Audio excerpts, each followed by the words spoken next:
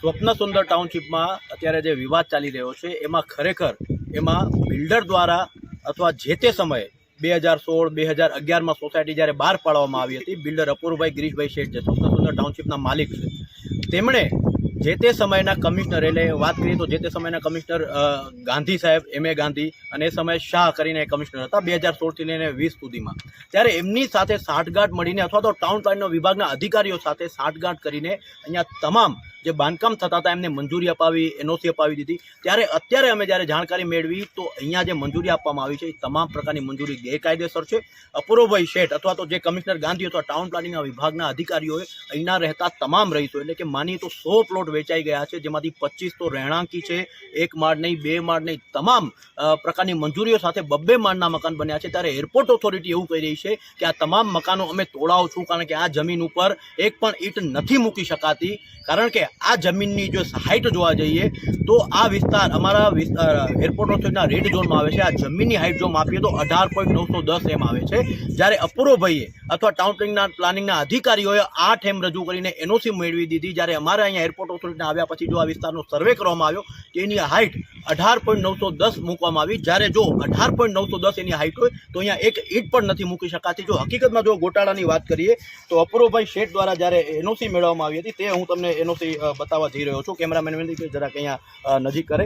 આ જે NOC છે ત્યાં 8 એમની હાઇટ છે, પરંતુ આજે 8 એમ તમને બતાવી રહ્યો છું, એક ખોટું એલિવેશન છે, એપ્લિકેશન એટલે કે અપૂર્વભાઈ દ્વારા જે રજૂ કરવામાં આવ્યું છે। ત્યારબાદ આ રજૂ કર્યા બાદ એરપોર્ટ ઓથોરિટીએ 15.65ની પરમિશન આપી, એટલે જો 15.65માંથી 8 કાઢીએ તો 7.65 એમની જગ્યા વધે છે, જેમાં 2 માળ બની શકે છે, 3 માળના એક એમ છોડી શકાય એ રીતે।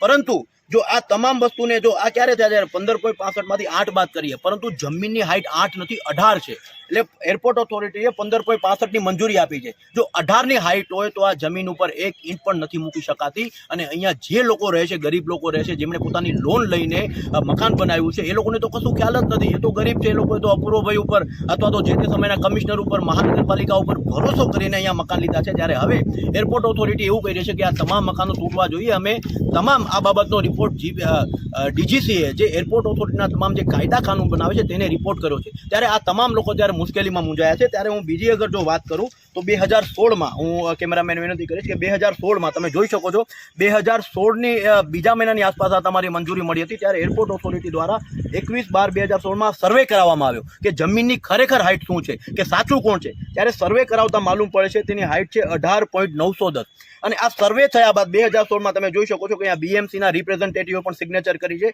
આ એરપોર્ટ ઓથોરિટીના રિપ્રેઝેન્ટેટિવે પણ સર્વે કર્યો છે। 2016માં આ લોકોને તમામ વસ્તુની ખબર હોવા છતાં પણ બિલ્ડરે BMCની સહી હોવા છતાં પણ BMCના અમુક ભ્રષ્ટ અધિકારીઓ કે કમિશનર હોય કે અધિકારીઓ તમામ કન્સ્ટ્રક્શન ચાલવા દીધું, ડેવલપમેન્ટ થવા દીધું।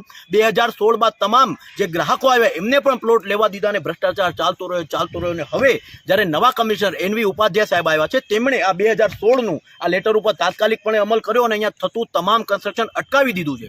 ત્યારે સવાલ એ છે કે તે સમયના કમિશનરે, તે સમયના ટાઉન વિભાગના અધિકારીઓએ 2016માં કેમ આ તમામ લોકોને જાણકારી ન આપી કે અહીંયા એક પણ ઈંટ નથી મૂકી શકાતી, અહીંયા કન્સ્ટ્રક્શન નથી થઈ શકતું, અહીં જમીનની હાઇટ અપૂર્વભાઈએ ખોટી રજૂ કરી છે, ટાઉન વિભાગના અધિકારીઓ ખોટી આકારણી કરી છે। અહીંયા બતાવી રહી છે 2016નો લેટર છે। એનાથી એમ કહી શકાય છે કે અધિકારીઓ ટાઉન પ્લાનિંગના, જે તે સમયના કમિશનર ગાંધી, જે તે સમયના ભાવનગર કમિશનર શાહ અને અપૂર્વભાઈએ આ તમામ લોકો સાથે 420 એટલે કે છેતરપિંડી કરી હોય। આ તમામ મામલે આ તમામ લોકો અત્યારે હાઈકોર્ટમાં જવાના છે, અને પોલીસ પાસે પણ આ ન્યાયની માંગણી કરશે, કારણ કે આ લોકો તો પરસેવો પાડીને ગ્રાહક છે, પોતાના મકાન લીધા છે। આ લોકોને ન્યાય આપવાની જવાબદારી સરકારની છે, કારણ કે સરકારે જેમને મકાન આપ્યા છે, અને જે પણ લોકો આમાં દોષી હોય તેમને જેલ હવાલે કરવાની જવાબદારી પણ સરકારની બને છે। બોલો।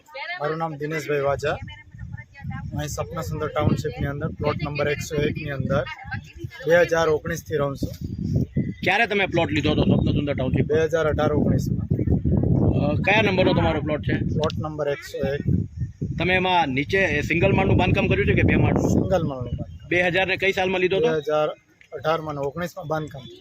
હવે શું અહીંયા કેવી તકલીફો આવી રહી છે, ખાસ કરીને તમને બાંધકામ બાબતે શું લાગી રહ્યું છે, શું કહેશો? આમ તો જોઈએ તો શરૂઆતમાં જ્યારે અમે જે પ્લોટ લેવાની વાત કરી હતી ત્યારે અપૂર્વભાઈ સાથે જ મારે વાતચીત થઈ હતી, અને અપૂર્વભાઈએ જે વાતચીત કરી હતી એ મુજબ અહીં સવલત હસ્તી લેતો નથી।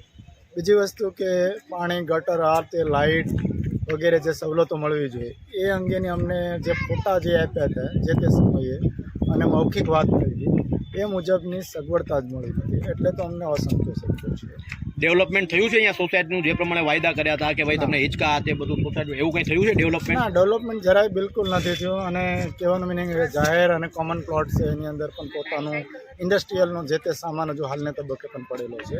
અને હવે બાંધકામની પરમિશન તમને મળે છે કે નથી મળતી? ખાસ કરીને તમારે કરવું ખાસ તો એ અમારે અત્યારે છે બીજો માળ લેવા માટે થઈને અમને બહુ સમસ્યાઓ થાય છે કે ભાઈ બીજા માળ માટે જે પરમિશન લેવા જાય તો પરમિશન આપતા નથી. અને પરમિશન માટે અપૂર્વભાઈ સાથે વાતચીત અથવા તો એમના ઓફિસે વાતચીત કરીએ તો એવો જવાબ આપે કે હવે અમારા હાથની વાત નથી. તો તમને ખબર છે કે અત્યારે તમે એક માળ જે બનાવ્યું છે એની પણ પરમિશન નથી આપતી એરપોર્ટ ઓથોરિટી? એ તમને ખ્યાલ છે? અત્યારે હાલને તબક્કે તો અમે એરપોર્ટ ઓફિસે જઈએ તો ત્યાંય કોઈ વ્યવસ્થિત અમને જવાબ નથી આપતા, એટલે અમને એ બાબતની કશી કંઈ વધારે વિશેષ જ્ઞાન નથી ધરાવતા. પરંતુ એટલું જાણવા મળે છે કે એરપોર્ટ દ્વારા અત્યારે બાંધકામ થતું નથી, જેને કારણે હાલના પ્લોટોનું વેચાણ પણ બંધ કરેલું છે. અને હમણાં થોડા દિવસ પહેલાં અપૂર્વભાઈના સ્ટાફના મિત્રો દ્વારા આ એક અમારી સ્ટાફમાંથી કોણ નામ બોલજો? એક ભટ્ટ સાહેબ અને અશ્વિનભાઈ માલડિયા, અશ્વિનભાઈ જાંપડિયા જે એમને ત્યાં કામ કરે છે, એમના દ્વારા ને? હા, એમના હું મોજૂદ નહોતો પણ મારા ઘરના સભ્યો દ્વારા એવું મને માહિતી મળી છે. અહીં ઓફિસે ઘણી બધી ફાઇલો એકઠી કરી અને ફાઇલોના જે બંચ હતા એને આગ લગાડી અને વિનાશ કરવામાં આવ્યો છે. એ મારા પરિવાર દ્વારા મને મૌખિક વાત કરી છે. તમને ખબર છે કે અહીંયા જમીન સાઇટ એલિવેશનનું કૌભાંડ અપૂર્વભાઈ શેઠે એરપોર્ટ ઓથોરિટીને ખોટું એલિવેશન રજૂ કરીને એનઓસી મેળવી છે? ના, અમને તો એ બાબતની ખ્યાલ ને. અમે તો એવું જાણી હતું કે આ મોટા વ્યક્તિ છે, મોટા બિલ્ડર છે, આ ભાવનગરની અંદર જુદા જુદા એરિયાની અંદર ઘણી બધી આવે સોસાયટીઓ બહાર પાડી છે, એટલે આવું તો નહીં હોય. પરંતુ અમને આવી કંઈ ખબર નથી. પણ અમે જે છેતરાણા છે ને ખરેખર અમારા ઉપર આ એક વિશ્વાસઘાત કર્યો છે. અમારા લાખો રૂપિયાની અત્યારે રોકીને અમે બેઠા છે. અત્યારે અમે અહીં લગભગ ઘણા બધા રેસિડન્સ અહીંયા છે, 25 થી 30 પરિવારના સભ્યો રહીએ છે. બધાનો કકળાટ એવો જ છે કે અમારે ઉપર છેતરપિંડી કરી છે. અને બધા અત્યારે એવી પોઝિશન ઉપર છે કે એક માળની પણ મંજૂરી નથી એવી મૌખિક વાતો મળે છે. એને આધારે અમે બધા ભાંગી તૂટી ગયા છે. અને ખરેખર એવું અમે કહેવા જઈએ છીએ કે આ બધાનો સહારો અમારા આડોશી પાડોશીનો લઈ અને હાઈકોર્ટના દરવાજા ખટખટાવવા જોઈએ. તમે ન્યાયની માંગણી કરો છો? તમને લાગે છે તમારી સાથે છેતરપિંડી થઈ છે બિલ્ડર અથવા ટાઉન પ્લાનિંગના અધિકારીઓ દ્વારા? 100% હું બાંય તરીકે કહું છું કે અત્યારે એ લોકો અમારી સામે નથી જોતા, અમને મૌખિક કે લેખિત કોઈ જવાબ નથી આપતા. જે શરૂઆતમાં જ્યારે અમે પ્લોટ લીધો ત્યારે એવા ગાળીઓ આપ્યા હતા અને કોણીએ ગોળ લગાડ્યું હતું કે અમને બધી પ્રકારની સવલત અને અમારા હરેક પ્રશ્નોનું સોલ્યુશન કરશું. પરંતુ હાલમાં કોઈ પણ પ્રકારનું સોલ્યુશન થતું નથી અને અમારી સમસ્યા વધતી જાય છે. મેં 2015માં લીધું હતું અને મેં બીજો માળ ઉપરનો 2023માં બનાવ્યો.